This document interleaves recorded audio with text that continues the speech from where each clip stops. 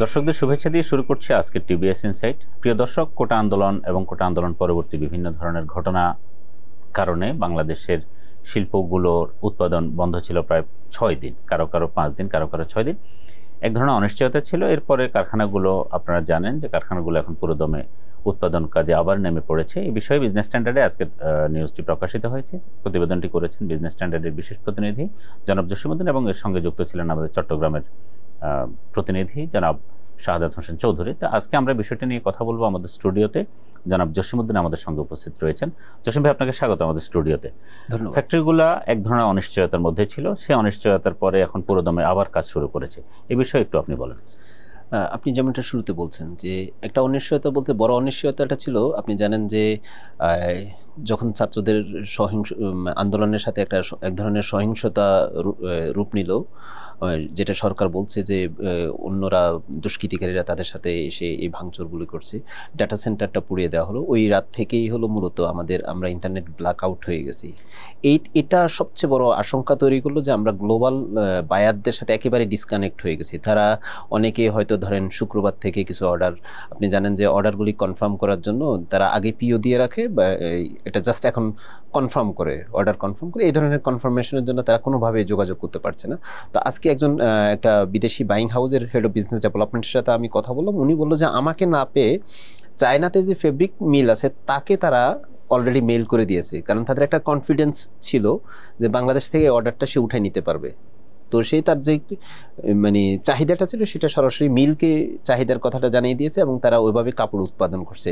উনি গতকাল এই মেইলটা পাইলো যেটা মিল ফেব্রিক মিলকে দিয়ে রাখছে। তো এই ধরনের একেবারে কেউ আবার একেবারে উদ্বিগ্ন হয়ে গেছে যে বাংলাদেশ কি হলো। তারা নানাভাবে খোঁজ নেওয়ার চেষ্টা করছে, অনেকে মোবাইলে, ফোনে অথবা SMS দিয়ে যোগাযোগ করে তারা করছে। সেই সংখ্যাটা থেকে আপনি জানেন যে গত পরশুদিন স্বরাষ্ট্রমন্ত্রী মহোদয়ের বাসায় বিজেএমই বিকেএমইর মালিকরা যখন বসলো, এরপর থেকে মূলত গতকালই পুরো দমে সারা দেশে তাদের সবগুলি কারখানা বলা চলে প্রায় শতভাগ সক্ষমতা নিয়ে তারা উৎপাদন শুরু করে। এইখান থেকে তারা একটা আশার আলো দেখতে পাচ্ছে। ইতিমধ্যে আমরা আজকে কথা বললাম অনেকগুলি ফ্যাক্টরি এবং বাইং হাউস, তারপরে বাংলাদেশে যে লিয়াজু অফিস আছে তাদের সাথে। তারা বললো যে মোটামুটি সব ধরনের বায়ারদের সাথে তাদের কমিউনিকেশন শেষ। লিয়াজু অফিস তো তারা এখানে আছে, যারা সরাসরি গ্লোবাল অফিসের সাথে ব্যবসা করে তারাও গ্লোবাল অফিসকে কনফার্ম করলো যে এই অবস্থা, আমরা সিচুয়েশন ওভারকাম করছি। অর্থাৎ তারা উৎপাদনে ফিরেছে, পুরোদমে উৎপাদন শুরু হয়েছে, বায়ারদের সঙ্গেও তাদের কথাবার্তা হয়েছে। আপনি তো আজকে গাজীপুর ঘুরে এসেছেন কারখানাগুলোর চিত্র দেখার জন্য, সেখানে কি অবস্থা দেখছেন? আমি মাস্কো গ্রুপের একটি ফ্যাক্টরিতে যাই। তো তাদের মাস্কো গ্রুপের টোটাল প্রোডাকশন ইউনিট হলো 14টা। তাদের প্রায় 253 লাইন, প্রায় 23,000 শ্রমিক। তো আমরা ওইখানকার মিড লেভেল অফিসিয়ালদের সাথে কথা বলে যেটা জানলাম, তারা গতকালও 253 লাইনেই ফুল ক্যাপাসিটি চালিয়েছে, আজকেও চলছে এবং তাদের শ্রমিকরা কিছু ওভার টাইম করছে, যাতে তারা এই যে সময়টা তাদের লস হয়ে গেল 5 দিনের উৎপাদন, এটা যাতে তারা রিকভার করতে পারে। এবং তারা যেটা আমাদেরকে জানিয়েছেন যে সাধারণত তাদের ফ্রাইডে শ্রমিকদের হলিডে থাকে। এখন তাদের শ্রমিকদের সাথে কথা বলছে, তারা এই সময়টাও কাজ করে এটা উৎপাদনটা উঠায় নেওয়ার চেষ্টা করবে। এর মধ্যে বন্দরে আমরা জানি যে একটা জট তৈরি হয়েছে, বা কারো কারো হয়তো পণ্য শিপমেন্ট করার সময় হয়তো পার হয়ে গেছে। তো এরকম ক্ষেত্রে কারো কারো কি এয়ার শিপমেন্টের প্রয়োজন হবে, অথবা এরকম কি হতে পারে যে কারো অর্ডার ক্যান্সেলেশন অথবা ডিসকাউন্ট চাইতে পারে বায়ার? শুরুতে ক্যান্সেলেশনটা বলি, যেহেতু বাংলাদেশের এই ইস্যুটা এখন গ্লোবাল বায়াররা, বিশেষ করে ইউরোপিয়ান বা বাংলাদেশের বড় যদি ব্লক ধরে ব্যবসা বলি, তাহলে বড় ব্যবসাটা হলো বাংলাদেশের ইউরোপীয় ইউনিয়ন। তো ইউরোপের ক্রেতারা বাংলাদেশের টাইম টু টাইম সব আপডেট জানে। তো মাস্কো গ্রুপের যিনি সিনিয়র মার্চেন্ডাইজার, উনি বলল উনি 18টা বায়ার উনি হ্যান্ডেল করেন, তার সাথে কমিউনিকেশন আছে। এর মাঝে 17 জন অলরেডি কনফার্ম করছে যে কোনো সমস্যা নেই, যে সময়টা লস হয়েছে তুমি এটা যত দ্রুত সম্ভব রিকভারি করে পাঠানোর চেষ্টা করো।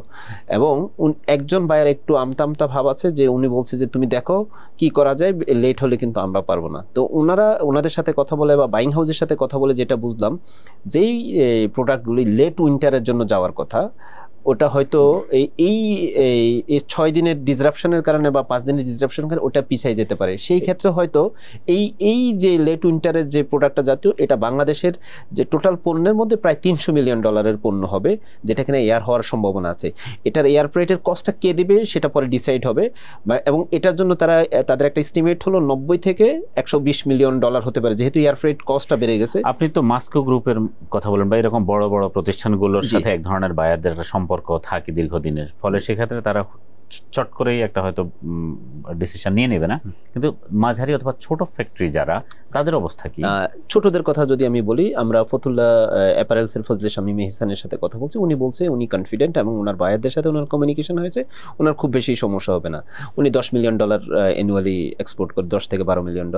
একইভাবে যদি টেড গ্রুপের কথা বলি, টেড গ্রুপের তাদের বাইং হাউসটা অনেক বড়, বাট তাদের ম্যানুফ্যাকচারিংটা ছোট। তারা চেষ্টা করতেছে, তাদের সমস্যা হবে না, তাদের বায়ার কমিউনিকেশন তাদের ছিল, এবং তারা এই ডিসরাপশনের সময় তারা মোবাইলের মাধ্যমে কমিউনিকেট করছে। আমরা স্পারো গ্রুপের সাথে কথা বলছি, আমরা প্যাসিফিক জিন্সের সাথে কথা বলছি, যাদের স্পারো প্যাসিফিক এগুলো একটু বড় প্রতিষ্ঠান। প্যাসিফিক জিন্স হলো, আপনি জানেন যে ওরা প্রতিদিন অন এন অ্যাভারেজে $2 মিলিয়ন প্রোডাক্ট উৎপাদন করে। তাদের জন্য এটা একটা বড় সমস্যা হয়ে যাবে। তাদের যেহেতু হিউজ ভলিউম, তাদের জন্য হয়তো এই চাপটা সামলাতে তাদের প্রায় 2 মাস সময় লেগে যেতে পারে। উদ্যোক্তারা কি অন্য কোনো চ্যালেঞ্জের কথা বলছেন এখন? এই মুহূর্তে সবচেয়ে বড় চ্যালেঞ্জ তারা মনে করেন যে তারা হয়তো তাদের এন্ড থেকে প্রোডাক্টটা উৎপাদন করে রেডি করতে পারবেন, কিন্তু বন্দরে যে একটা জট আপনি শুরুতে একটু বলেছেন, বন্দরে কিন্তু আমদানি এবং রপ্তানি দুইটারই হলো, আপনি জানেন যে গত এই আন্দোলনের আগ থেকে ওইখানে কিন্তু এক ধরনের জট লেগে আছে। এই আপনার বন্দর এরিয়াতে যখন ট্রাকগুলি ঢুকার পর ওইখান থেকে পণ্য খালাস করে বের হতে তাদের অনেক সময় লেগে যাচ্ছে, কারো 1-1.5 দিনও লেগে যাচ্ছে।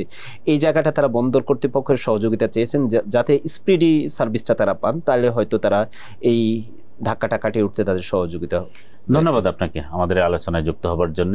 প্রিয় দর্শক, আপনারা যেমনটি শুনছিলেন যে বেশ কিছু অনিশ্চয়তা মধ্যেই একটা আশার আলো দেখা যাচ্ছে যে অ্যাটলিস্ট বাংলাদেশের শিল্পগুলো আবার উৎপাদনে ফিরতে শুরু করেছে।